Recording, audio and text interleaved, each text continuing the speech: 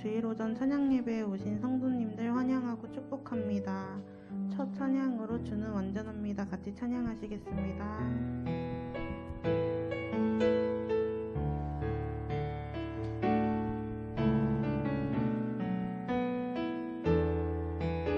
주여 우린 연약합니다. 주여 우린 연약합니다. 우린 오늘을 힘겨워 합니다. 주 뜻 이루며 살기엔 부족합니다. 우린 연약합니다. 주여 우린 넘어집니다. 주여 우린 넘어집니다. 오늘 하루 또 실수합니다. 주의 긍휼을 구하는 죄인입니다. 우린 주만 바라봅니다. 한없는 주님의 은혜 온 세상 위에 넘칩니다.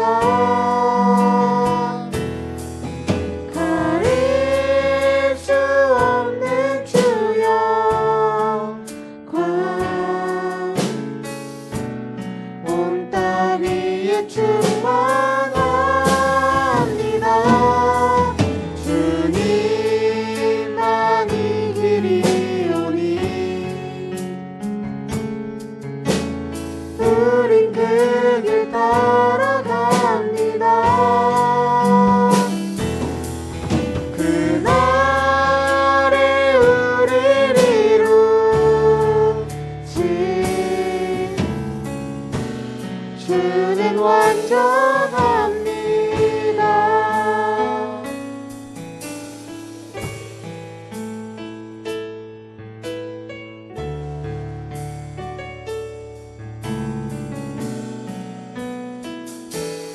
주여 우린 연약합니다. 주여 우린 연약합니다. 우린 오늘을 힘겨워 합니다. 주 뜻 이루며 살기엔 부족합니다. 우린 연약합니다. 주여 우린 넘어집니다. 주여 우린 넘어집니다. 오늘 하루 또 실수합니다. 주의 긍휼을 구하는 죄인입니다. 우린 주만 바라봅니다. 한없는 주님의 은혜 온 세상 위에 넘칩니다.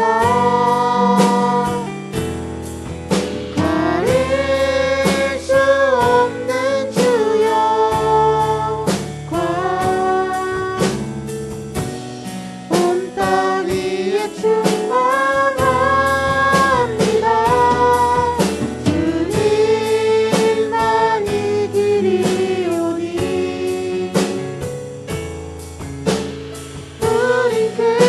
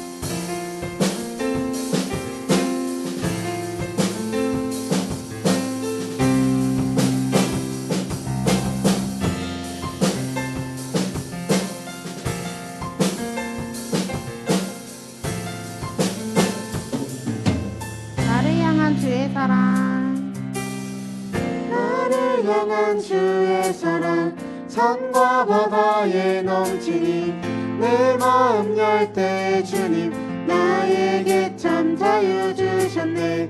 늘 진리 속에 거하며 나의 손을 높이 들고 언제나 주님의 사랑을 노래하리.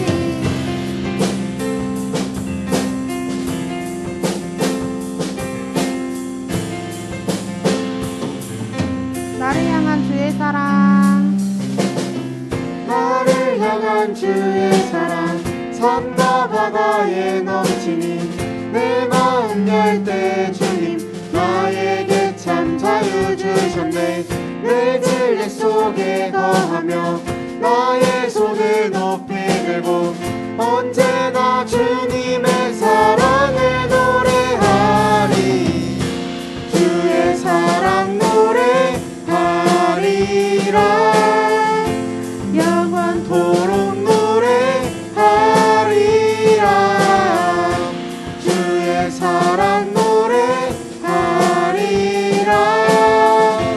영원토록 노래하리라. 내가 춤을 출 때 다 비웃겠지만 그들도 주 알게 되면 함께 기뻐 춤을 추게 돼. 내가 춤을 출 때 내가 춤을 출 때 다 비웃겠지만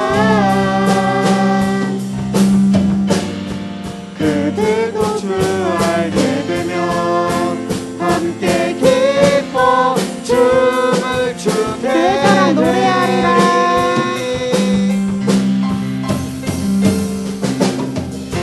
주의 사랑 노래하리라.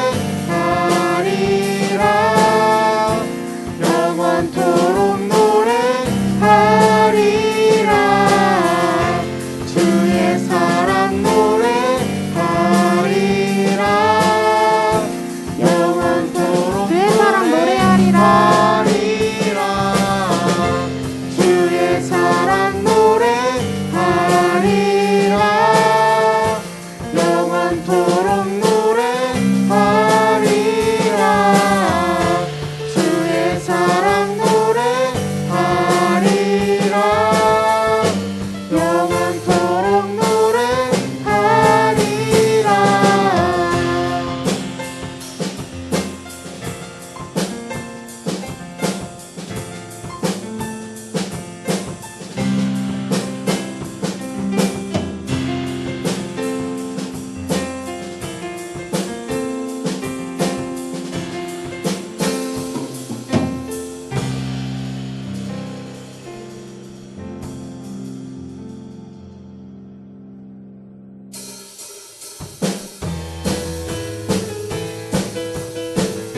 우리 함께 기뻐해. 우리 함께 기뻐해. 주께 영광 돌리세. 어린 양의 혼인 잔치와 신부가 준비되었네. 우리 함께 기뻐해. 우리 함께 기뻐해. 주께 영광 돌리세. 어린 양의 혼인 잔치와 신부가 준비되었네. 할렐루야 전능하신 주가 다스리네. 할렐루야 전능하신 주가 다스리네. 할렐루야 전능하신 주가 다스리네. 할렐루야 전능하신 주가 다스리네. 우리 함께 기뻐해. 우리 함께 기뻐해. 주께 영광 돌리세. 어린 양의 혼인 잔치와 신부가 우리 함께 기뻐해. 우리 함께 기뻐해. 주께 영광 돌리세. 어린 양의 혼인 잔치와 신부가 준비되었네.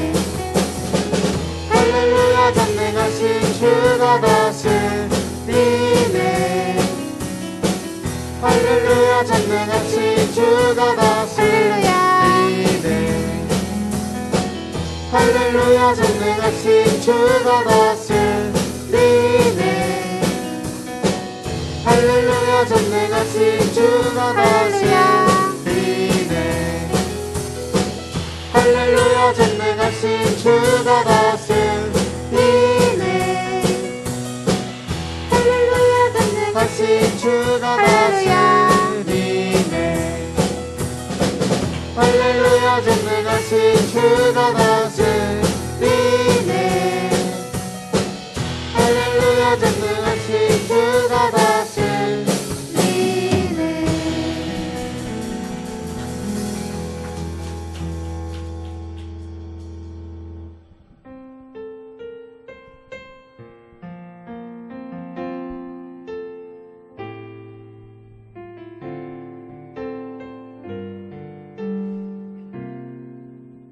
따스한 성령님,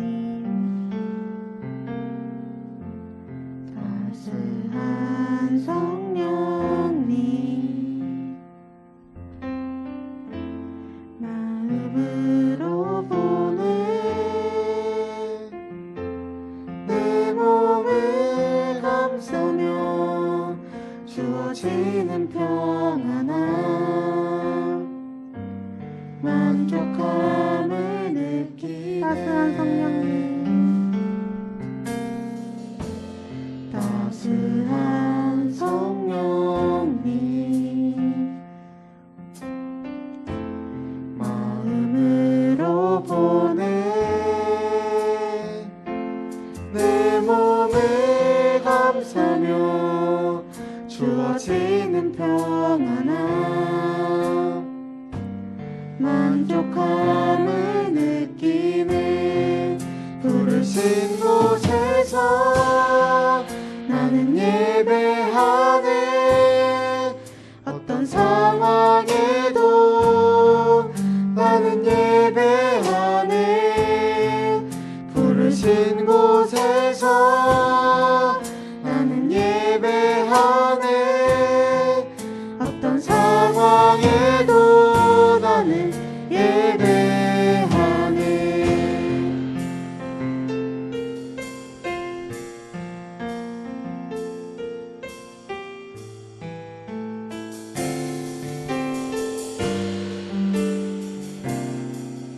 사랑과 진리의 사랑과 진리의 한 줄기 빛보내 내 몸을 감싸며 주어지는 평안함 그 사랑을 느끼네.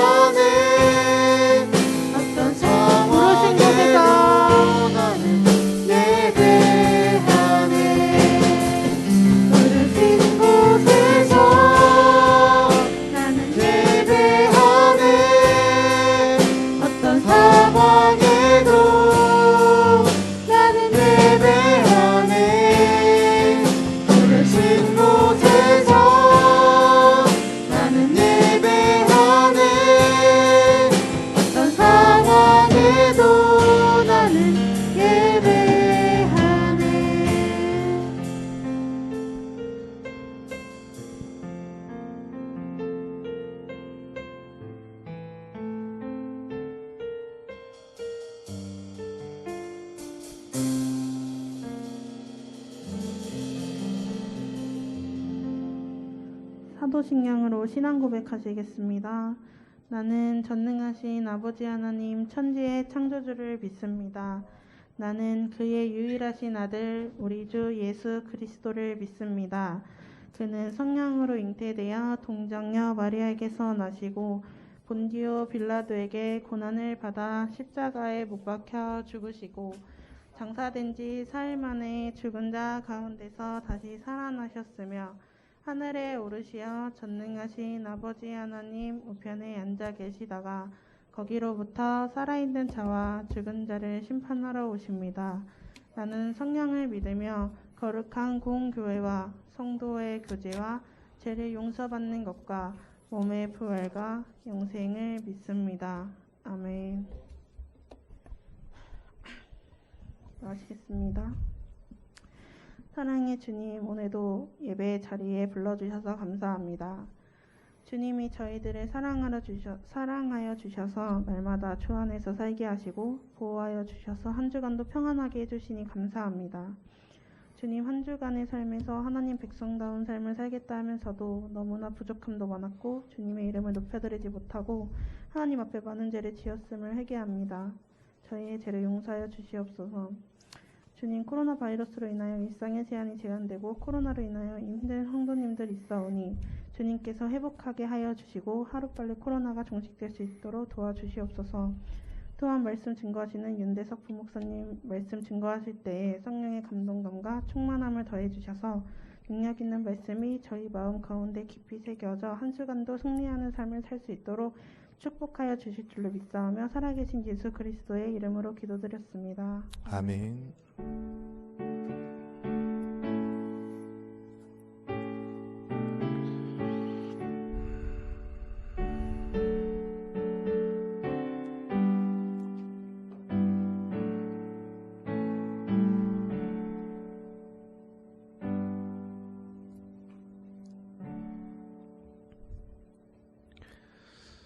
네, 함께 보실 오늘 하나님 말씀 신약성경 빌립보서 2장 5절에서 11절까지 말씀입니다. 빌립보서 2장 5절에서 11절까지 말씀 우리 같이 한 목소리로 함께 5절부터 11절까지 같이 읽어보도록 하겠습니다.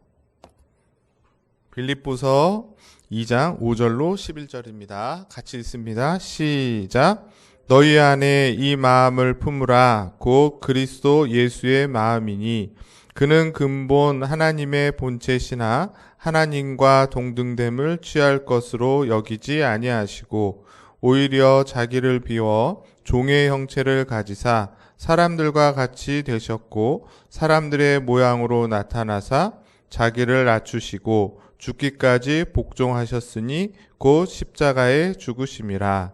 이러므로 하나님이 그를 지극히 높여 모든 이름 위에 뛰어난 이름을 주사 하늘에 있는 자들과 땅에 있는 자들과 땅 아래에 있는 자들로 모든 무릎을 예수의 이름에 꿇게 하시고 모든 입으로 예수 그리스도를 주라 시인하여 하나님 아버지께 영광을 돌리게 하셨느니라. 아멘. 네, 한 주간 평안하셨습니까? 네. 인생을 살다가 보면 우리가 때로는 높아질 때도 있고 낮아질 때도 있는 것 같습니다. 그래서 어떤 부자가 있었는데 갑자기 사업이 망해서 길바닥에 이렇게 나앉게 되는 경우도 우리가 종종 보게 되고 또 거꾸로 아주 가난했던 어떤 고시생이 열심히 공부를 해서 결국엔 고시에 합격하고 아주 높은 자리에 오르게 되는 그런 인생 역전의 경우들을 우리가 종종 우리의 삶을 통해 또 뉴스를 통해서 이렇게 보게 됩니다. 그런데 오늘 우리가 살펴볼 것은 이것보다는 도저히 비교할 수도 없을 만큼의 그런 높아지심과 낮아지심이 있다. 그것이 바로 뭐냐면 예수님의 생애가 그랬다는 것입니다. 오늘 우리는 예수님의 낮아지심과 높아지심을 통해서 오늘 우리에게 주시는 하나님 은혜가 무엇인지를 같이 생각해 보려고 합니다. 먼저 지난주 우리가 배웠던 말씀을 복습을 해보면 예수님의 세 가지 직분이 있다 그랬어요. 그러니까 지난주에는 3가지 직분을 배우는 거고 오늘은 2가지 신분을 배우는 거예요. 3가지 직분과 2가지 신분이 있는데 뭐였습니까? 첫 번째가 선지자, 2번째가 제사장, 3번째가 왕이라고 했습니다. 그래서 선지자직을 예수님이 어떻게 수행하셨고 지금도 수행하고 계시는가? 어떻게 하신다 그랬죠? 첫 번째가 말씀으로. 말씀이셨던 분이 실제로 이 땅에 오셨지만 지금은 하나님 보좌 우편에 계시고 여전히 기록된 성경 말씀을 통해서 선지자직, 예수님을 알게 하고 복음을 알게 하고 구원에 이르는 길을 말씀을 통해 하시는데 그 말씀으로만 되지 않고 뭐가 또 필요하다 그랬어요? 성령께서 그 말씀을 깨닫게 해주셔야만 알게 된다. 이게 지금도 하고 계시는 예수님의 선지자직이에요. 그리고 제사장직은 어떻게 수행하셨다고 했습니까? 자신의 몸을 십자가의 제물로 죽으심으로 인해서 구원하셨을 뿐만 아니라 지금도 선지자직을 하고 계신다 그랬어요. 어떻게 하세요? 우리를 위해서 중보기도 하심으로 여전히 선지자직을 하고 계시고, 그리고 3번째 왕직은 어떻게 하셨습니까? 이제 그분이 부활 승천하셔서 지금은 만왕의 왕으로 계신다 그랬어요. 눈에 보이지 않지만 우리를 여전히 보호해 주시고 또 원수들을 오타에 정복하셨죠. 그래서 사단의 권세를 정복하셨을 뿐만 아니라 마지막에는 어떻게 하신다 그랬어요? 재림주로 오셔서 궁극적인 승리를 주시고 심판하셔서 믿는 자는 천국으로, 믿지 않는 자는 지옥으로 보내신다. 그렇게 말씀하셨습니다. 이 3가지의 직분을 이제 실제로 예수님이 인간의 몸을 입고 오셔서 어떻게 하나하나 이루셨는가를 오늘 우리가 살펴보게 됩니다. 그래서 오늘 우리가 했던 본문 말씀이 예수님의 상태, 신분, 그분의 높아지심과 낮아지심을 잘 설명해 주고 있습니다.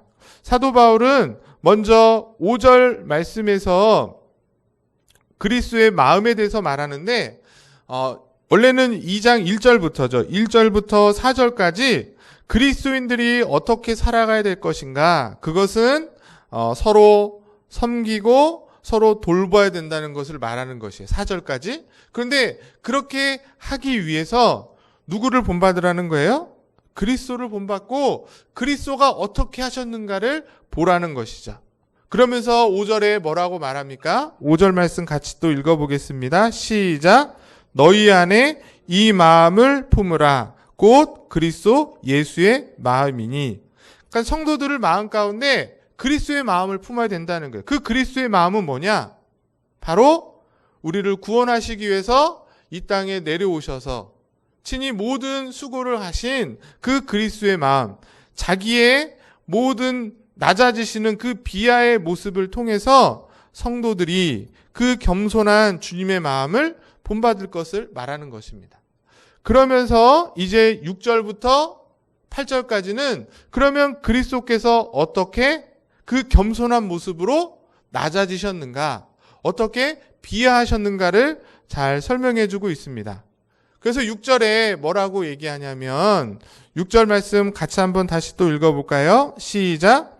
그는 근본 하나님의 본체시나 하나님과 동등됨을 취할 것으로 여기지 아니하시고, 그렇게 말하고 있어요.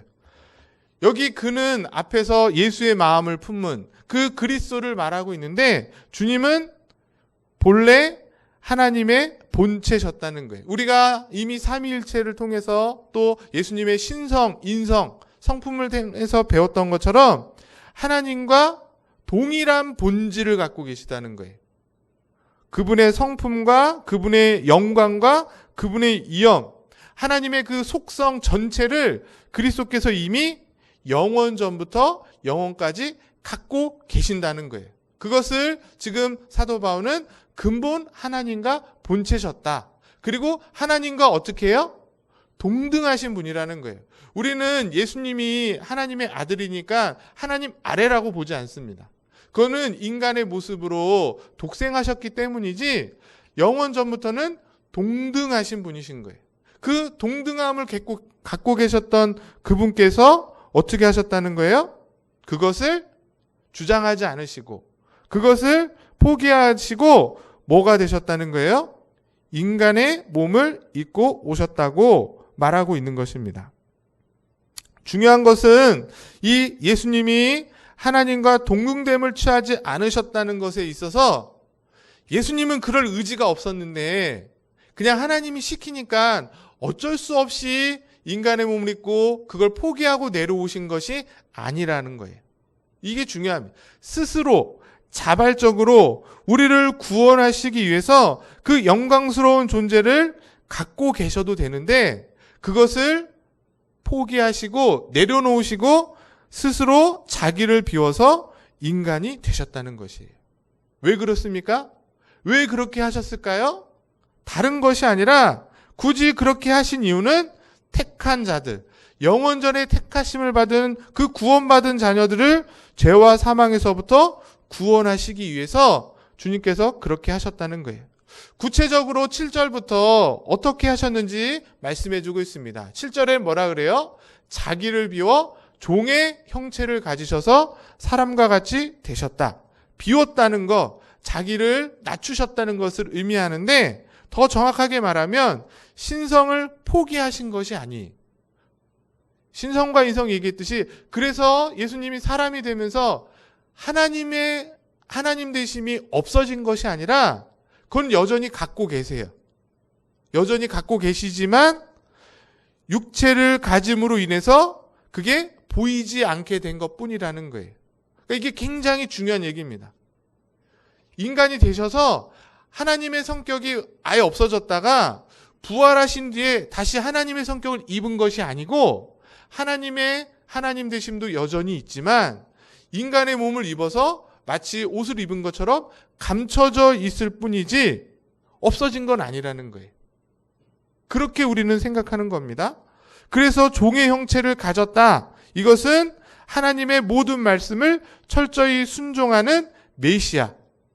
이사야 53장에 말하는 그 메시아됨의 예언이 성취된 것을 말합니다. 이로써 완전한 신성을 갖고 계신 예수님께서 완전한 사람이 되셔서 이 땅에 오신 것이에요.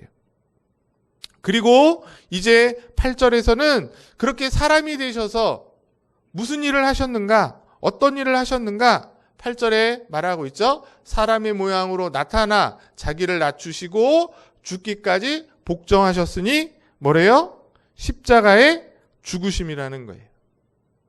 예수님도 똑같이 사람의 모양을 입으셨기 때문에 사람이 느끼고 있는 희노애락, 태어나셔서 목마르시고 피곤하시고 그리고 죽음이라는 그것까지 감당하게 경험하게 되셨다는 것입니다. 우리가 잘 아는 것처럼 이 십자가의 죽으심은 그 당시에 어떤 죽음이었어요? 가장 저주스러운 죽음입니다. 사람을 처형하는 방법에 있어서 십자가에다 죽인다는 것은 가장 저주스러운 죽음을 그 당시에 의미했고 하나님 보시기에도 가장 큰 저주였다는 거예요. 예수님이 죽으실 때 다른 방법도 있었겠지만 왜 굳이 십자가에서 죽으셨냐는 거예요. 그것이 하나님 보시기에 가장 저주스러운 죽음이고 구약에 예언되었던 그 죽음의 방식이기 때문인 겁니다. 그러니까 예수님의 죽음은 우연이 아니라는 거예요. 구약에 하나님의 뜻 가운데 있었던 그 모든 예언들을 성취하시는 방식이었다는 것입니다. 바로 이런 예수님의 낮아지심을 통해서 인간이 받게 될 그 모든 저주를 대신 받으셔서 영원히 죽을 수밖에 없는 우리를 구원하시기 위한 하나님의 주님의 일이셨다는 거예요. 낮아지시는 상태셨다는 겁니다. 그리고 오늘 이제 9절부터 11절에서는 낮아지시는 것으로 끝나지 않고 그리스도께서 높아지시는 것을 설명해 주고 있어요. 그런데 특이한 것은 6절부터 8절까지는 누가 낮아지신 거죠? 그 주체가 그리스도셨어요. 그런데 9절부터는 그리스도가 높아지시는 주체가 누구냐면 성부 하나님이세요. 낮아지시는 것은 예수님이 낮아지셨지만 높아지시는 그 일은 하나님께서 예수님을 높이시는 것으로 표현되고 있다는, 그래서 이것을 승기, 높아지심 이렇게 표현하고 있습니다. 즉 그리스도께서 자발적으로 낮아지신 그 순종에 대하여서 하나님께서 보상해 주시는 것이죠. 하나님의 일하심으로 그리스도를 높여주시는데 9절에 보니까 뭐라고 돼 있습니까? 첫 번째가 그러므로 하나님이 이렇게 돼 있죠. 하나님이 그가 누구예요? 예수 그리스도를 지극히 높여서 모든 이름 위에 뛰어난 이름이 되게 하셨다. 하나님이 그리스도를 높이시는 것은 그리스도가 자발적으로 낮아지신 것에 대해서 높아지셨다는 거예요. 이건 뭘 의미하냐면 앞에 빌립보서 2장에서도 말한 것처럼 우리가 그리스도의 마음을 품어서 겸손하게 자발적으로 낮아지는 겸손의 삶을 살면 그런 자를 하나님께서 어떻게 해주신다는 거예요? 높여주시겠다는 것을 그리스도를 통해서 예를 보여주고 계신 것이죠. 그리스도의 그 모습을 통해 우리도 그리스도처럼 이 땅에서 낮아진 자로 살아가면, 겸손한 자로 살아가면 하나님이 높여주신다는 것입니다. 모든 이름에 뛰어난 이름이 되게 하신다고 말씀하고 있어요. 이것은 그리스도가 최고의 권세가 되신다는 거예요. 주님의 이름이 이 땅의 모든 권세자가 될 것을 말하고 있는 것입니다. 그래서 그리스도께서 이제는 어떻게 되시는 거예요? 이 온 우주 만물을 주관하시는 주권자라는 것이죠. 그래서 10절부터 어떻게 됩니까? 하늘에 있는 자들, 땅에 있는 자들, 그리고 땅 아래에 있는 자들, 이 세상의 모든 만물이 다 어떻게 된다는 거예요? 예수의 이름 앞에 무릎을 꿇게 된다. 그렇게 말하고 있습니다. 이 말씀도 이사야 45장 23절의 말씀이, 예언된 말씀이 성취되는 것이에요. 이사야가 하나님을 뭐라고 소개하냐면 내가 모든 무릎이 꿇겠고 모든 혀가 맹세하노라 하였노라 이렇게 말하고 있어요. 그런데 바로 이 하나님의 일하심이 예수 그리스도에게 적용되어서 높아지신 그 예수 그리스도의 이름 앞에 모든 권세가, 이 땅의 모든 존재들이 무릎을 꿇게 된다는 것입니다. 놀라운 사실인 것이죠. 지금은 세상에 돈 있는 자들이, 명예 있는 자들이, 힘 있는 자들이 그것을 누리고 그 아래 사람들을 무릎 꿇히고 있지만 그리스도께서 부활하셔서 승천하시고 보좌 우편에 앉으셔서 이제 다시 오실 때에는, 그리고 지금도 보이지 않지만 여전히 주님께서 모든 것을 다스리고 계신다는 것이에요. 두 번째로 그리스도를 하나님이 높이신 이유가 11절에 나오는데, 저기 보시면 모든 이름으로 예수 그리스도를 주라 신하게 될 것이다 이렇게 말하고 있습니다. 아까 전에 말했던 이사야 53장에 나오는 모든 혀가 맹세하리라는 그 말씀이 성취되는 것이에요. 중요한 건 모든 이름이 무엇을 말하는가? 이 세상의 모든 사람을 말하는 것이 아닌 것이, 모든 사람들이 예수를 주라고 시인하고 있습니까? 그렇지 않습니다. 저기 모든 입은 이스라엘뿐만 아니라 이제 하나님이 구원하시기로 창세전에 택한 모든 사람들을 말해요. 무슨 얘기인지 아시죠? 이 땅의 모든 사람을 말하는 것이 아니고 창세전에 구원받기로 택함받은 그 모든 사람들이 이제 예수를 주로 시인하고 고백하여서 예수님의 높아지심을 드러낼 것이다. 이 땅 가운데 나타나게 할 것이라고 말씀하고 있는 것입니다. 그리고 궁극적으로 그렇게 모든 믿는 자들이 예수를 주로 시인함으로 인해서 어떻게 됩니까? 하나님 아버지의 영광이 나타나게 될 것을 말하고 있는 것이죠. 바로 예수님의 높아지심과 그 주님을 고백하는 성도들의 고백을 통해서 하나님의 이름이 높아지고 하나님이 영광받게 될 것을 오늘 본문이 말하고 있는 것이에요. 이런 본문의 말씀을 우리가 기억하면서 소율이 문답 27문, 28문을 통해서 다시 한번 우리가 정리를 해보려고 합니다. 소율이 문답 27문에 그리스도의 낮아지심이 무엇입니까? 이렇게 물어보고 있어요. 같이 읽어보겠습니다. 답을 시작. 그리스도의 낮아지심은 그분이 비천한 지위에 탄생하신 것과 율법 아래 계신 것과 이 세상에서 비천함을 겪으시다가 하나님의 진노와 십자가의 저주스러운 죽음을 당하셨으며 장사되셔서 얼마 동안 죽음의 권세 아래 계셨던 것입니다. 그러니까 하늘에 계셨던 영원히 계셨지만 그분이 그 하늘에서 이 땅으로 인간의 몸을 입고 내려오신 것부터 율법의 십자가의 저주에 그리고 장사진에서 이제 그 경험하시는 이렇게 쭉 낮아지는 것을 우리가 이렇게 머리로 생각하면 좋을 것 같습니다. 그리스도의 낮아지심 6가지로 할 수 있는데 첫 번째는 그리스도의 성육신이에요. 우리가 전에도 말씀드렸지만 예수님이 인간의 몸을 입고 이 땅에 오셨다. 동정녀 마리아를 통해서. 어떻게 우리가 이것을 조금 이해할 수 있을까?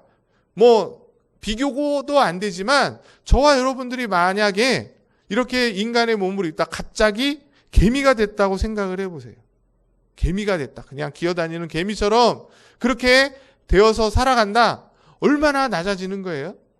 그런데 하물며 성경에 뭐라 그랬어요? 하나님의 근본 본체이셨던 하나님과 동등한 영광을 계셨던 그 그리스도께서 인간의 몸을 입으셨다는 것은 육체를 가지셨다는 것은 정말 어마어마하게 낮아지신 사건인 것이죠. 이렇게 표현할 수 있습니다. 창조주 하나님께서 피조물을 입은 경이로운 겸비다. 겸손해지시는 낮아지시는 가장 극치라고 말할 수 있는 것이고 심지어 성경은 종의 형체를 입었다 이렇게 말하고 있다는 것입니다. 이 성육신에 대해서 사도 바울이 갈라디아에서는 이렇게 표현하고 있어요. 때가 차매 하나님이 그 아들을 보내사 여자에게 나게 하시고 율법 아래 나게 하셨다 그렇게 말하고 있습니다. 왜 그렇게 하셨다는 거예요? 그래서 이제 율법을 아래 복종하는 자로 살게 하시기 위해서. 예수님이 친히 하나님으로 율법을 제정하신 분이신데 그분이 육신을 입었다는 것은 율법에 매이게 되셨다는 거예요. 율법의 명령을 지키지 않아도 되시는 분이 오히려 율법을 하나하나 다 지키시고 순종하셨다는 것이에요. 왜 그랬을까요? 왜 율법을 지키셨습니까? 그래서 십자가에 죽으시는 것까지 다 감당하신 거예요. 십자가에 내려오실 수 있는 분이 내려오지 않고 그것을 다 감당하신 겁니다. 그것은 왜 그래요? 율법을 지켜야 될 우리가 율법을 지키지 못했기 때문에 율법을 지키지 못한 인간의 저주를 풀어주시기 위해서 예수님이 율법을 다 지키시는 겁니다. 율법을 다 지켜야 하나님의 의를 만족시키고 하나님의 공의를 이루실 수 있기 때문에 그래서 그 율법 아래서 비참함을 다 겪으세요. 여러 가지 비참함으로 낮아지십니다. 그 예가 뭐겠어요? 사단에게 시험 받지 않으셔도 되는 분인데 예수님이 시험을 다 받으시는 거예요. 왜? 우리가 그 사단의 시험을 이기지 못했기 때문에. 근데 인간 대신 예수님이 사단의 시험을 이기시는 거죠. 그리고 종교 지도자들과 동족들로부터 비난과 모욕과 조소를 받으십니다. 심지어 바리새인들로부터는 귀신의 왕이라는 그런 비방을 받으시고 심지어 제자들에게까지 배신을 당하시는 일들을 겪으시는 거죠. 서두에도 말한 것처럼 예수님이 이러한 비난과 배척과 고난과 수치를 다 당하시는 이유는 뭐다? 우리 때문에. 죄인인 우리가 당해야 될 고난과 수치를 그리스도께서 다 담당하셨다는 것입니다. 그런 의미에서 제가 결론에서도 말하겠지만 현재 우리가 당하고 있는 어려움과 고난과 역경이 혹시 있다면 그럴 때마다 우리가 기억할 것은 이게 나 혼자 겪고 있는 것이 아니라 주님이 함께 겪으셨고 또 이런 상황을 보고 계신다는 것을 우리가 기억할 때에 위로가 될 수 있는 것이죠. 이런 비난과 그런 고초의 극치가 뭐였냐면 바로 십자가에서의 저주스러운 죽음이에요. 여기서 우리가 좀 더 생각해 볼 것은 예수님이 십자가에 죽으시는데 어떻게 고난받으시고 어떻게 죽으십니까? 빌라도라는 공적으로 세워진 빌라도 법정에서 공식적인 재판을 통해서 공적인 선포를 통해 집행된다는 거예요. 그 십자가의 죽으심이. 왜 그렇게 했을까요? 그냥 암암리에 그냥 몇몇 사람들에 의해서 비공식적으로 죽으실 수도 있잖아요. 지도새도 모르게. 그런데 그렇게 하지 않으시고 하나님의 뜻과 섭리 가운데서 빌라도가 풀어주려고 하지만 결국엔 풀어주지 못하고 공적으로 선언해요. 예수 그리스도를 십자가에 못 박겠다. 그 선언으로 인해서 빌라도는 지금도 우리들의 입에 오르내리고 있습니다. 이유가 있다는 거죠. 대신 우리의 죄를, 인간의 죄를 대신 짊어지시고자 함도 있겠지만 이게 바로 뭘 의미하는 거예요? 사람들이, 역사가 부인할 수 없는 사실로 기록된 거죠. 이거는 예수님의 제자들이 예수님을 막 세우기 위해서 만들어낸 이야기가 아니라 역사적인 사실이라는 것을 보여주고 있는 거예요. 그걸 통해서 최후 심판대 앞에서 모든 인간이 받아야 될 그 정죄를 그리스도께서 대신 감당하셨다는 것이고, 십자가의 그 죽으심은 뭘 의미해요? 주님의 순종을 말하는데, 지난번에도 말씀드렸듯이 제사장으로서 자신의 몸을 그리스도의 희생제물로 드리신 겁니다. 중요한 건 제가 또 강조하지만 2000년 전에 예수님이 십자가에 자기 몸을 들여서 죽으신 그 십자가의 죽으심은 또 반복됩니까? 반복되지 않는다는 게 중요해요.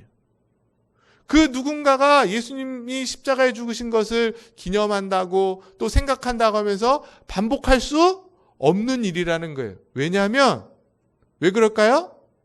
그 십자가에서 죽으셨던 그 사건 한 번으로 단회적이에요. 한 번으로 충분하고 완벽하게 예수님의 공의를, 하나님이 이루실 공의를 완성하셨기 때문에, 완성되지 않았다면 99.9999% 십자가에서 예수님이 이루시고 0.00001% 부족해서 우리가 뭔가 십자가의 고통에 견줄 만한 고행을 하고 선행을 해야 되는 것이 아니라는 것이에요. 이게 천주교와 기독교의 차이입니다. 세상 종교와 기독교의 차이인 거예요. 단번에 완벽하게 성취하심으로 인해서 우리의 불의를 예수님의 공의로 만족시켜서 완성시키셨기 때문에 그 십자가의 죽으심으로 낮아지신 것이죠. 그런데 더 중요한 건 죽으시고서는 성경은 끝나지 않고 그 다음에 뭘 말해요? 장사 지냈다고 말하고 있습니다. 맞죠? 우리가 예배 시간에도 고백했잖아요. 사도신경을 고백하면서 십자가에 죽으시고 부활하셔서 이렇게 말하지 않고 뭐라고 말해요? 장사 지내셨다가 3일 만에 이렇게 말하잖아요. 장사 지내셨다는 거는 뭘 의미하냐면 예수님의 그 십자가의 죽으심의 효력을 말한, 죽은 걸로 끝나지 않고 그 아래로 더 내려가셨다는 거예요. 장사 지내심으로 인하여서 사단과 죽음의 권능으로부터 우리가 구원받게 될 것이고, 또 한 가지 며칠 동안 죽음의 권세 아래 거하셨다 그래요. 우리 그 사도신경에는 그렇게 표현되어 있지 않지만 지옥에까지 내려가셨다 이런 표현도 있어요. 죽음의 권세 아래 내려가셨다. 왜 그렇게 말씀하고 있을까요? 그의 죽으심이 단순히 영과 육의 분리만을 뜻하는 것이 아니라 그의 영혼이 사단의 권세 아래 3일 동안 갇혀 계셨다는 것을 말해주고 있는 것이, 그런 고통스러움까지도 경험하셨고, 이것은 우리에게 무슨 유익을 줄까요? 예수님의 죽으심과 우리의 죽으심이 여기서 달라집니다. 예수님이 3일 동안 지옥에까지 내려가시는 그 영혼의 고통을 겪으시고 난 후에 부활하셨기 때문에 저와 여러분들은 죽어도 죽음은 어떻게 될까요? 우리의 영혼이 마치 예수님처럼 죽음의 권세에 3일 동안 갇혀 있다가 낙원으로 갈까요? 그렇지 않습니다. 그게 차이인 거예요. 예수님이 저 죽음의 권세 아래서 3일 동안 갇혀 계셨기 때문에 신자는 죽어도 저 죽음의 권세에 갇히지 않고 우리의 영혼이 고통을 당하지 않고 바로 낙원에 갈 수 있게 된 것이에요. 그럴 것 같지 않습니까? 네? 안 죽어봤으니까 우리가 모르지만 성경을 근거해 보면 예수님이 다 죽음의 고통까지도 겪으셨기 때문에 성도들은 죽으면 바로 낙원에 갑니다. 그 영혼이 낙원에서 영원한 안식을 누리다가 재림 때에 내려와서 육체와 합쳐져서 부활체, 영원한 천국에 들어가게 되는 것이에요. 그렇게 된 이유는 그리스도께서 우리를 대신해서 다 낮아지셨기 때문에 사람이 되시고 우리를 위해 죽으시고 그 다음에 지옥에까지 가셔서 고통당하신 그 주님의 은혜와 사랑이 있기 때문입니다. 이 주님의 낮아지심을 우리가 잘 생각하셔야 돼요. 순간순간 생각하실 때마다 우리 입술에서 나올 수 있는 건 뭐죠? 감사와 감격밖에 없는 것입니다. 벌레만도 못한 그런 나를 위해서 예수님께서 친히 저런 고통과 죽음을 겪으셨구나. 그 사실을 기억할 때 우리의 삶 가운데 때로는 어려움이 있어도 감사할 수 있고 용기와 위로를 얻을 수 있는 근거가 되는 줄 믿습니다.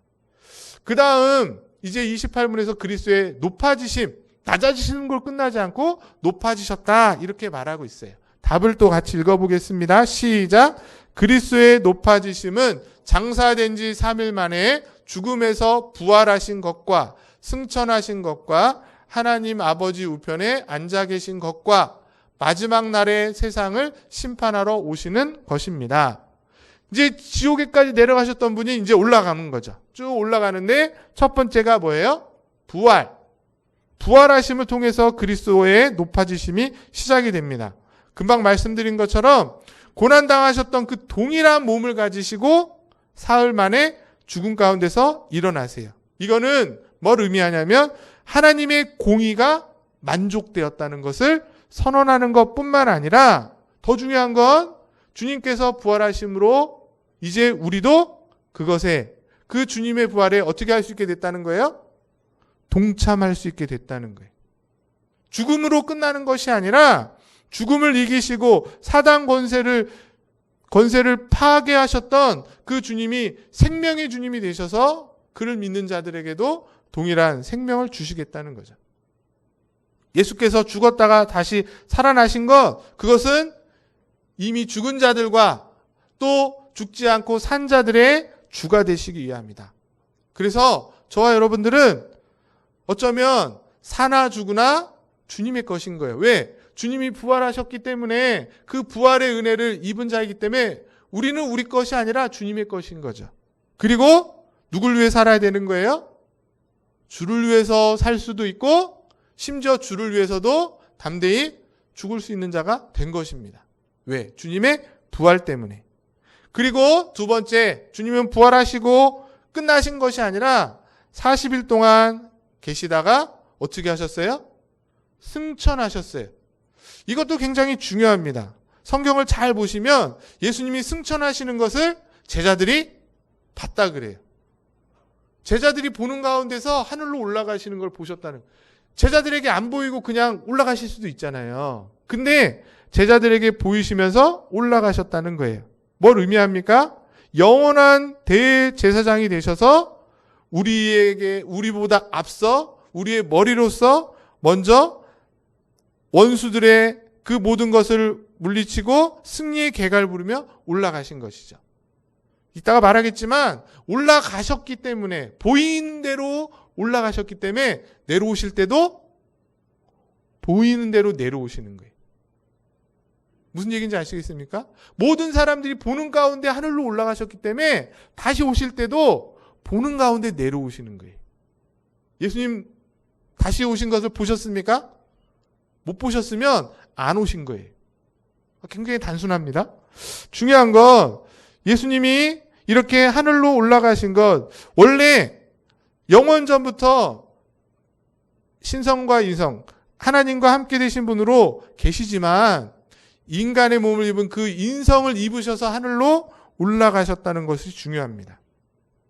그래서 지금도 예수님은 신성과 인성을 갖고 계시기 때문에 성령을 통해서 우리와 함께 하세요. 그러나 제가 금방 말했듯이 재림하시기 전까지는 그 육체를 가지시고 우리와 함께 하시지 않는다. 예수님의 육체를 본 사람은 없는 거예요. 왜? 왜요? 부활하셔서 그 육체가 하늘로 올라가 계시기 때문에. 예수님을 눈으로 실제 본다는 것은 말이 안 되는 거예요. 중요한 얘기입니다. 그리고 이제 뭐 하고 계시죠? 하나님 보좌 우편에 앉아 계시고 계세요.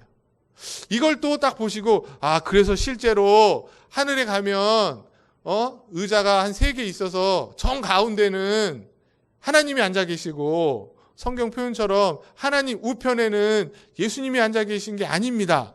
실제로 그런 게 아니라 비유적인 표현인 거예요. 예수님이 부활하셔서 승천하셔서 하나님 보좌 우편에 앉아 계시다는 것은 비유적인 표현인 거예요. 근본 본체 하나님이 삼위일체시기 때문에 몸이 따로 계셔서 이렇게 같이 앉아 계신 것이 아니고, 이것은 마치 예수님이 교회의 머리가 되시고 성부께서 성자에게 이 세상 만물을 다스리실 권세와 능력을 주셨다는 것을 표현하고 있는 것이에요. 그리고 그곳에서 하나님 보좌 우편 그곳에서 그리스도께서 택하신 백성들을 위해서 그가 성취하신 이 구속의 은혜들을 확실하고도 분명하게 이루시는 일들을 지금도 하고 계신다. 내가 열심히 기도하고 봉사하고 내가 열심히 예수님을 잘 믿고 있는 것 같지만 머리 되시는 그 주님께서 하나님 보좌 우편에서 우리를 위해 그 일들 하고 계시기 때문에 믿어지는 것이고, 우리가 의지를 들여서 주님을 위해 살아갈 수 있게 된다는 것이에요. 지금도 여전히 말씀 안에서 말씀에 의해서 그의 백성들에게 구원의 비밀을 계시해주고 계신 거예요. 그리고 어떻게 해요? 성령을 통해서 믿게 하시죠. 설득당하게 하는 거예요. 그렇다고 내가 아무 의지 없이 그냥 예수 믿는 게 아니라 믿어지게 된다는 거예요.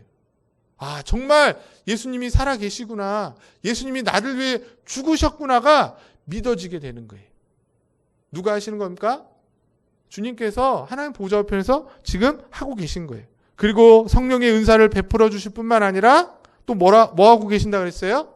우리를 위해 기도하고 계세요. 그리고 우리가 기도한 기도의 내용도 하나님께 상달되는 것, 누구 때문인 거예요? 내가 기도를 열심히 했기 때문이 아니라, 내가 정성을 다해서 기도를 했기 때문이 아니라 예수 그리스도의 이름으로, 하나님 보좌 우편에 계신 그 예수 그리스도의 이름으로 기도했기 때문에 하나님께 상달되는 것입니다. 그리고 마지막으로 예수님이 하늘에 계시고 끝나는 것이 아니라 성경은 다시 오신다고 말씀하고 계세요. 여기까지 여러분이 믿으셔야 되는 거예요. 다시 오시는 것이 내려오는 거지만 내려오실 때는 어떻게 오시는 거예요? 십자가에 죽으시기 위해서, 섬기기 위해서 오시는 것이 아니라 심판주로 오시기 때문에 가장 높아지시는 상태인 거예요. 심판주로 오셔서 어떻게 하십니까? 그날에 산자나 죽은 자나 다 모이는 거예요. 그래서 성경의 표현은 양과 염소로 나누는 것처럼 하나님을 믿는 자, 선택된 자와 분리된 자, 버림받은 자가 분리되어서 그들의 행위대로 심판을 받습니다. 그때 믿지 않는 자들은 전혀 핑계할 수 없는 거예요.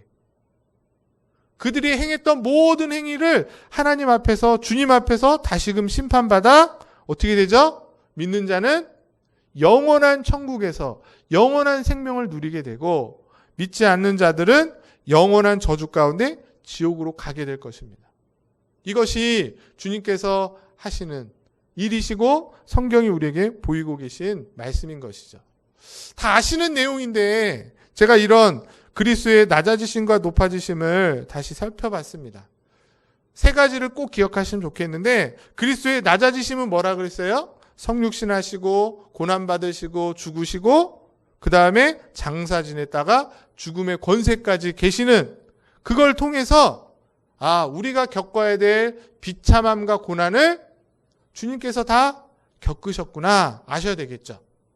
그리고 높아지셨다 그랬어요. 부활, 승천, 하나님 보좌 우편에 앉아 계시고 재림하시는 것을 통해서 우리가 나중에 경험하게 될 그 영광스러운 상태를 주님이 보여주고 계시구나 는 것을 우리가 깨닫게 되는 것이죠. 이걸 우리에게 적용하면 현재 우리가 당하고 있는 비참함과 고난과 역경 주님께서 해결해 주실 거라는 거예요.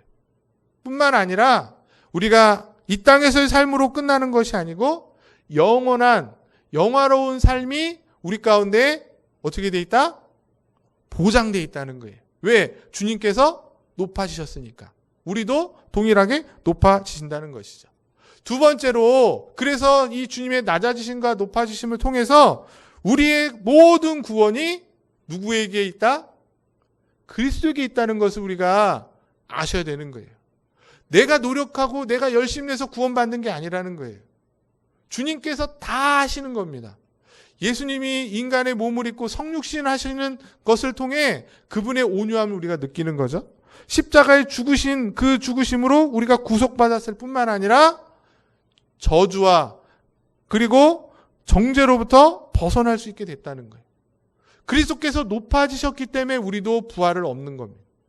그분이 하나님 보좌 우편에 앉아 계시기 때문에 천국이 우리에게 상속되어 있는 것이고 우리가 그 은혜를 누리며 살아가게 된다는 것입니다. 그러므로 사도 바울이 고백했던 것처럼 우리도 이런 고백을 같이 하시면 좋을 것 같습니다. 우리 같이 한번 고린도후서 5장 15절 말씀 같이 읽어보겠습니다. 시작. 그가 모든 사람을 대신하여 죽으심은 살아있는 자들로 하여금 다시는 자신을 위하여 살지 않고 오직 그들을 대신하여 죽었다가 다시 살아나신 이를 위하여 살게 하려 함이라. 예수님이 왜 낮아지시고 왜 죽으셨는가? 왜 높아지셨는가? 그것은 우리를 위해서 사는 인생이 아니라 나를 위해서 저렇게 죽으셨다 부활하신 주님을 위해서 살게 하시려고 우리를 살리셨고 하나님 자녀 삼으셨다는 것입니다. 이 귀한 믿음 가운데서 그리스도의 낮아지심에 늘 감사하고 감격하시고 그리스도의 높아지심을 바라보면서 천국을 소망하며 이 땅 가운데서 눈에 보이는 것에 너무 마음 빼앗기지 마시고 보이지 않지만 우리에게 주실 저 영원한 약속과 은혜와 또 영생들을 바라보며 넉넉히 세상 가운데 한 주간도 승리하며 살아가는 우리 원당제일교회 모든 성도들 되실 수 있기를 주님의 이름으로 간절히 축복합니다. 기도하겠습니다. 사랑과 은혜가 풍성하신 하나님 아버지, 오늘도 나를 위해서 그리스도께서 낮아지셨고 또 나를 위해서 다시 높아지신 그 은혜와 또 사랑의 내용들을 함께 살펴볼 수 있게 해주셔서 감사를 드립니다. 하나님, 이 귀한 은혜의 내용을 이제 아는 자답게 우리의 남은 삶 기꺼이 나를 위해 죽었다가 다시 살아나신 예수 그리스도를 위해 살게 하여 주시옵소서. 늘 감사와 감격이 넘쳐나게 하여 주시고 어떤 고난과 역경에서도 천국을 소유한 자로 당당하게 주신 말씀으로 승리하여 하나님의 영광의 도구의 삶을 살아가게 하여 주시옵소서. 매일매일 구원의 놀라운 풍성한 은혜를 경험하게 하시고 드러내며 증거하는 삶을 살아가는 우리 원당제일교회 모든 성도들과 우리 청년들 되게 하여 주시옵소서. 믿고 감사를 드리며 존귀하신 예수 그리스도 이름으로 기도드리옵나이다. 내게 있는 모든 것을 1절 3절 찬양하시면서 봉헌하시겠습니다.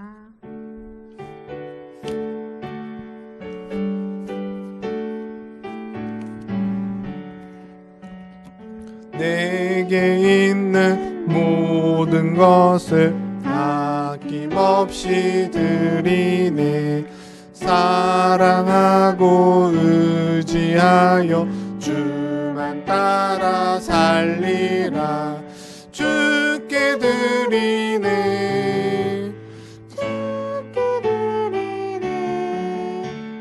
사랑하는 주 앞에 모두 드리네. 내게 있는 모든 것을 주를 위해 드리네. 주의 성령 충만하게 내게 내려주소서. 주께 드리네 주께 드리네 사랑하는 구주 앞에 모두 드리네. 하나님 아버지, 저희들을 사랑하여 주셔서 어려운 때에 정말 주님 앞에 나와 예배하기에도 참 힘든 이때에 저희들의 발걸음을 인도하여 주시고 주 앞에 예배하며 찬양으로 영광 돌리며 또 주의 말씀으로 귀한 은혜 주시니 감사를 드립니다. 늘 한순간순간 주님의 보호하심과 손길이 아니면 저희가 살 수 없는 인생임을 다시 한번 깨닫고 고백하며 우리에게 주신 그 모든 것이 주님으로부터 와서 또 주님께 올려드려야 함이 마땅하기에 저희들이 그런 마음으로 정성껏 준비하여 주께 귀한 물질을 드리오니 주님 받아주시고 연락하셔서 하나님 영광 받으시며 또 하나님의 나라가 또 주님의 이름이 복음이 온 세상에 아직도 믿지 않고 또 받아들이지 않는 그들의 심령 가운데 심겨지는 놀라운 구원의 역사에 귀하고 값지게 사용되어지게 하여 주시옵시고 드려진 손길들의 삶을 주님께서 잘 알고 계시오니 필요한 때에 적절하게 남음이 없이 부족함 없이 풍성하게 베풀어 주셔서 정말 이 땅에서도 어렵지 않게 살아갈 뿐만 아니라 또 주변에 어렵고 힘든 자들을 기꺼이 도울 수 있는 그런 귀한 나눔의 복된 손길들 되게 하여 주시옵소서. 그래서 우리의 삶을 통해서 더욱더 하나님의 하나님 되심이 온전히 잘 나타나고 또 주변에 생명을 나누는 또 은혜를 나누는 그런 귀한 주의 백성들 되게 하여 주시옵소서. 믿고 감사를 드리며 존귀하신 예수 그리스도 이름으로 기도드립니다. 아멘. 네, 교회 소식 주보를 참고해 주시고 특별히 코로나가 빨리 좀 사그라들고 종식될 수 있도록 기도해 주셔서 우리 성도들이 다 같이 나와서 함께 예배하는 그런 날이 올 수 있기를 소망합니다. 축도로 예배를 마치겠습니다. 지금은 우리 주 예수 그리스도의 십자가의 은혜와 하나님 아버지의 무한하신 사랑하심과 성령의 내주, 감화, 감동, 인도, 보호하심이 십자가에서 죽기까지 낮아지심으로 우리를 구원하셨던 주님께서 부활 승천하셔서 하나님 보좌 우편에 앉아 우리를 위해 지금도 여전히 중보기도 하고 계시고 마지막 날 다시 오셔서 심판하시고 우리를 영원한 천국으로 인도하실 그 은혜와 사랑을 기다리고 또 사모하면서 하루하루 그 주님의 사랑과 은혜에 감사할 뿐만 아니라 그 사랑을 증거하며 살기로 다짐하고 결단하는 우리 원당제일교회 모든 성도들 머리머리 위에 또 우리 청년들 머리머리 위에 지금부터 영원토록 함께 있을지어다. 아멘.